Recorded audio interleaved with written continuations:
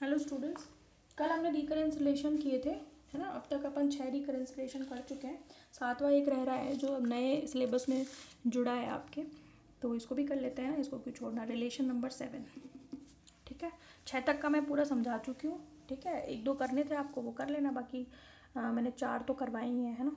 चलो, relation number 7 है आपका कि 0 से x, है ना। ये भी इम्पॉर्टेंट है, प्रीवियस ईयर के उसमें देखना क्वेश्चन पेपर में, ठीक है। तो आया होगा ये जहाँ तक 0 से x की power n jn-1 x is equals to x की पावर n jn x, ठीक है। ये आपको सिद्ध करना है, ठीक है।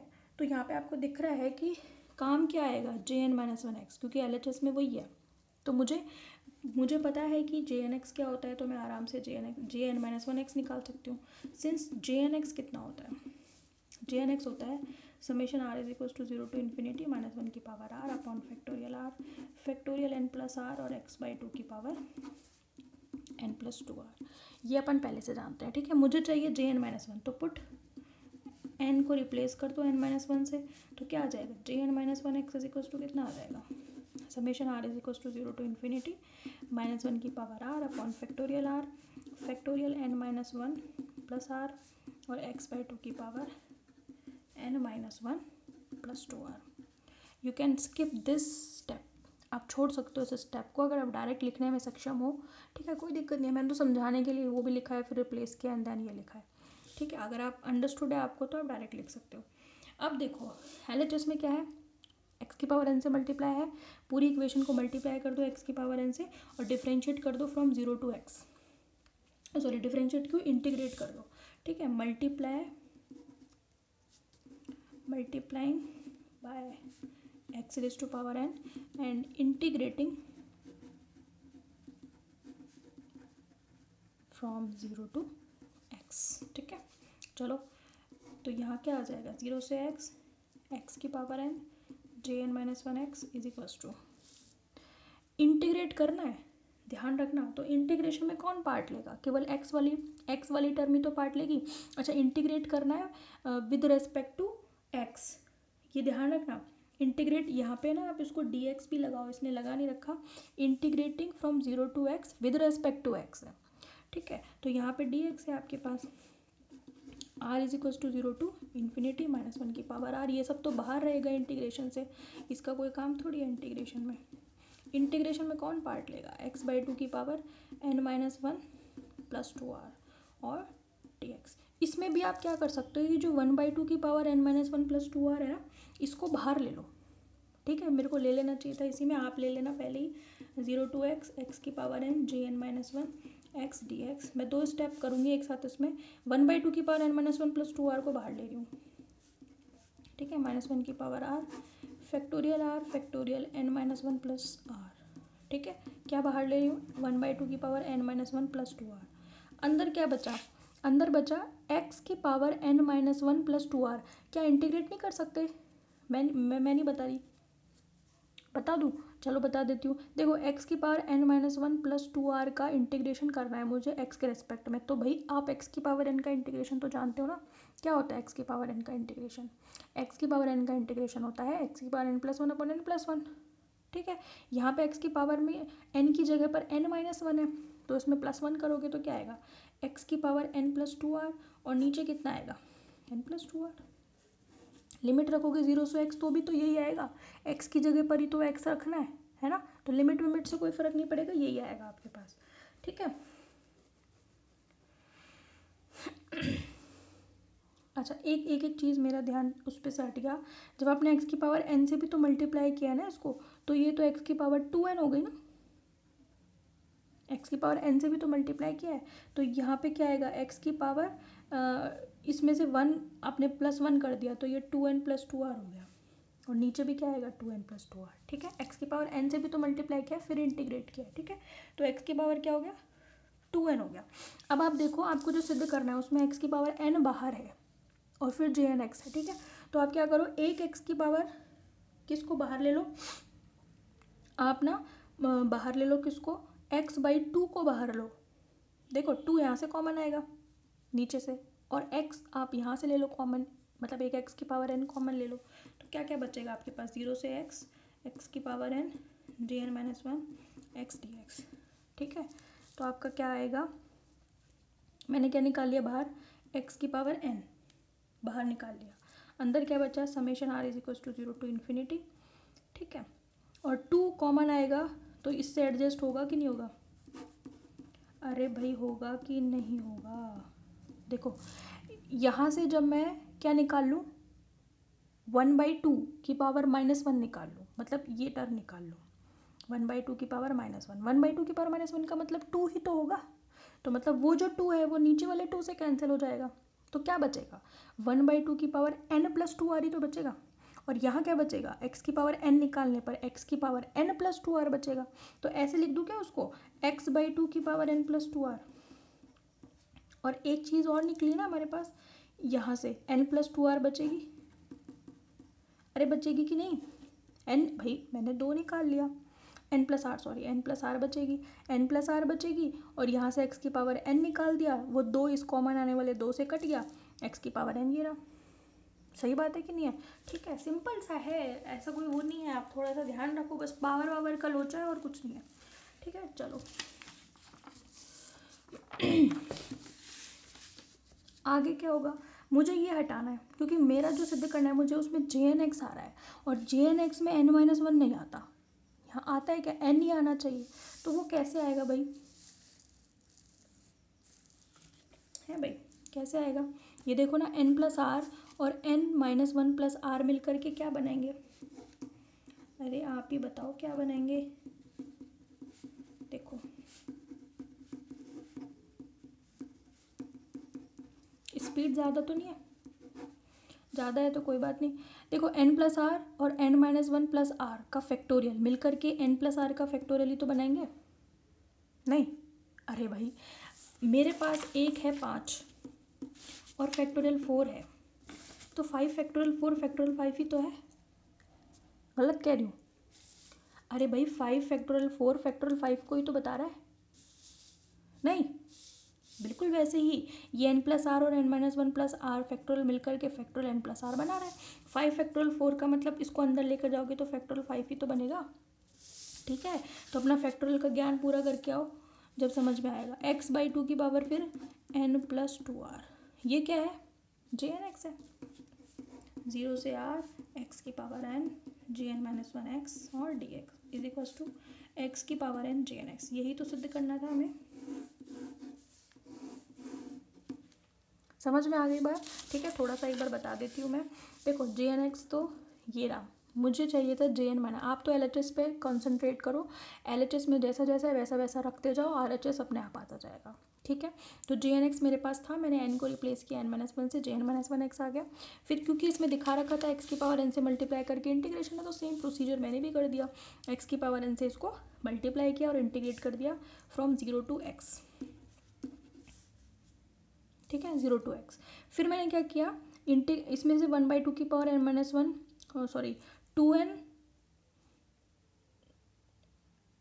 x की पावर n से मल्टीप्लाई किया, उसके बाद मैंने क्या बाहर ले लिया, x की पावर, हाँ भाई एक देखो ये चीज़ मेरे को पकड़ में आए अभी, जब आपने ये फिर यहाँ मत दिखाओ क्योंकि आपने मल्टीप्लाई किससे किया है, x की पावर n से, आपने x/2 की पावर n से मल्टीप्लाई नहीं किया, जो आप यहाँ पे x/2 की पावर 2n-1+2r लिख रहे हो, समझ में आ गई, तो यहाँ पे बाहर ही दिखाओ इसको 1/2 की पावर n-1+2r।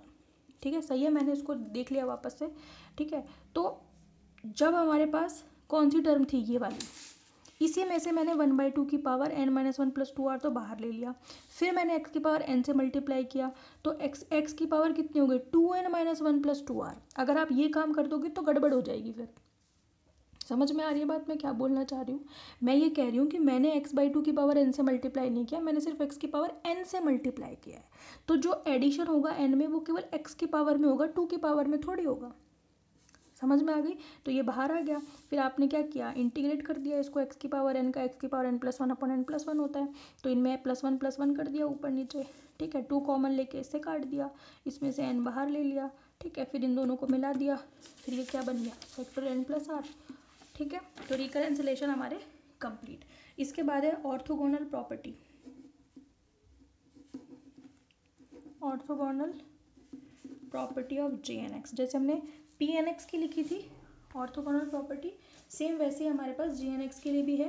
वो सीधा याद करनी है आपको, उसका प्रूफ आता नहीं है एग्जाम में, दे रखा है वैसे तो बुक में, अगर आप इंटरेस्टेड हो तो देख लेना उसमें से, बाकी आता नहीं है पेपर में, ठीक है, वो थोड़ा सा डिफिकल्ट है और ऐसे क्वेश्चंस नहीं आते पेपर में, ठीक है, आपके लेवल की चीज़ें आती हैं।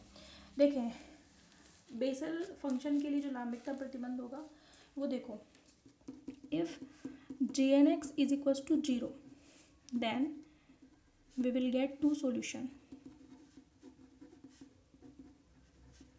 ठीक है। अब कैसे वो मत पूछना, अल्फा एंड बीटा, है ना, अगर अपन जो हमारे पास जे एन एक्स का सोल्यूशन है उसमें अगर अपन 0 रखते हैं तो 2 सॉल्यूशन मिलेंगे, एक का नाम हमने अल्फा दे दिया, दूसरे का बीटा, तो जो इसकी ऑर्थोगोनल प्रॉपर्टी होगी वो क्या होगी, 0 से 1 जे एन अल्फा एक्स, है ना, और J n beta x x d x is equals to half J n plus 1 का whole square alpha delta alpha beta. अब ये डेल्टा अल्फा बीटा क्या है, this is Kronecker delta, where delta alpha beta is Kronecker delta. आपको ना सीधे याद करनी है ये, ठीक है, प्रॉपर्टी क्रोनिकल, क्या लिख रही हूँ मैं ये,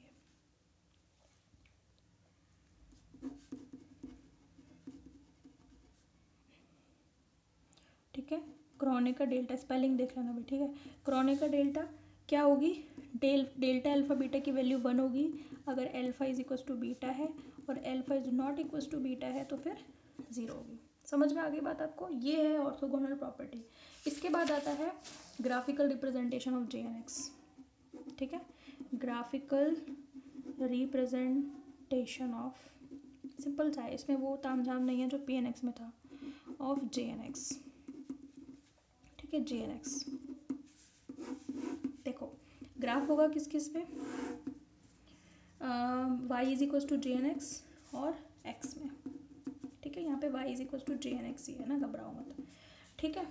जे एन एक्स क्या है, जे एन एक्स हमारे पास ये है, ठीक है, ये पॉइंट क्या है, ओरिजिन, यानी कि जब x बराबर 0 है तो अब देखते हैं कि कितना आएगा हमारे पास, मतलब पहले मुझे निकालना है J0x, J0x का क्या मतलब है कि n बराबर 0 है, तो इस वाले एक्सप्रेशन में n बराबर 0 रखो, n बराबर 0 रखोगे तो क्या मिलेगा आपको, और x बराबर भी 0 रखना है, x बराबर भी 0 रखना है, n बराबर भी 0, x बराबर 0 रखोगे तो ये तो क्या आ जाएगा, फिर तो ये 0 ही हो जाएगा, नहीं रुको, ठीक है, x बराबर नहीं 0 रखना, मतलब मुझे चाहिए वैल्यू J0x की, ठीक है, तो जब आप इसे कैलकुलेट करोगे ना, पूरा सीरीज वीरीज खोलोगे तो है ना, पूरा ऐसे कैलकुलेट तो अपन नहीं करेंगे, तो J0x की वैल्यू आती है यहाँ इस पर्टिकुलर पॉइंट पर 1 आती है, ठीक है, तो भाई इतना तो आपको समझ में आ रहा है ना, सीरीज़ तो 0 नहीं होगी, ना ही सीरीज़ 1 होगी, सीरीज़ तो सीरीज़ ही रहेगी, लेकिन इसकी जो फर्स्ट वैल्यू आएगी ना वो 1 आएगी, मतलब ये है कहने का, यानी कि जब आप r बराबर, भाई कई वैल्यू आएगी ना, r बराबर 0 रखोगे, 1 रखोगे, 2 रखोगे, 3 रखोगे, तो ऐसे पूरी इन्फाइनाइट सीरीज आएगी, उसको अपन को ग्राफिकली रिप्रेजेंट करना है, तो एक पर्टिकुलर वैल्यू तो आएगी नहीं, समझ में आ रही है, एक वेव लाइक स्ट्रक्चर आएगी, ठीक है, तो ये जो वैल्यू आती है इसकी यहाँ पे 1 आती है और फिर ये इस तरीके से आगे बढ़ती है, ठीक है, इसका ना कोई डिटेल भी नहीं पूछी जाती आपसे, क्योंकि ये कैसी आएगी इक्वेशन, जो आएगी सीरीज, इनफाइनाइट सीरीज है, तो एक पर्टिकुलर वैल्यू नहीं होगी इसकी, जैसे हमने पिछली बार तो P0x P1x P2x इनकी एक पर्टिकुलर वैल्यू निकाली थी, फिर हमने उसमें बहुत सारे रूल लगाए थे और ग्राफिकली उसको रिप्रेजेंट किया था, इसमें डायरेक्ट आपसे ग्राफ ही पूछेगा कि J0x J1x को ग्राफिकली प्लॉट करो या J2x को प्लॉट करो, समझ में आ गई, तो आपको डायरेक्ट ही करना है, उसमें कुछ नहीं करना, क्योंकि वैल्यूज़ काफ़ी आएंगी, आप देख रहे हो कि इसके हर पॉइंट पर x की अलग अलग वैल्यू के लिए अलग अलग वैल्यूज़ आ रही हैं, समझ में आ गई, तो यहाँ एक पर्टिकुलर बिंदु पर जब n बराबर 0 है तो यहाँ पे 1 वैल्यू आती है, ठीक है, ये तो किसको रिप्रेजेंट कर रहा है J0x को, फिर J1x कैसा आता है, J1x की यहाँ एक शुरुआत की वैल्यू 0 आती है, ठीक है, ये आ गई, फिर इसका ग्राफ चलता है इस तरीके से,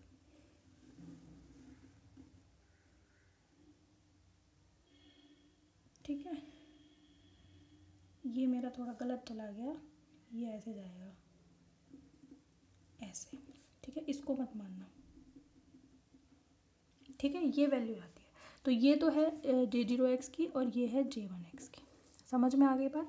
आपको इतना ध्यान रखना है कि J0x पे जो वैल्यू है, इनिशियल वैल्यू इसकी 1 आती है और इसकी J1x की इनिशियल वैल्यू आती है 0।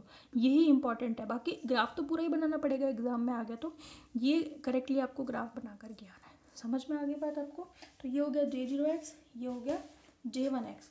ठीक है, J2x का भी बना देती हूँ आपको, J2x का भी पूछ सकते हैं एग्जाम में, इससे आगे नहीं पूछेगा आपसे। ठीक है, इसका ग्राफ आता है, इसको डैश से बना रही हूँ।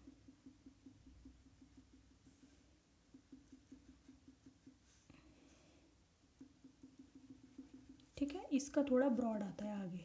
ठीक है, ये वाला, ये किसको बता रहा है, J2x।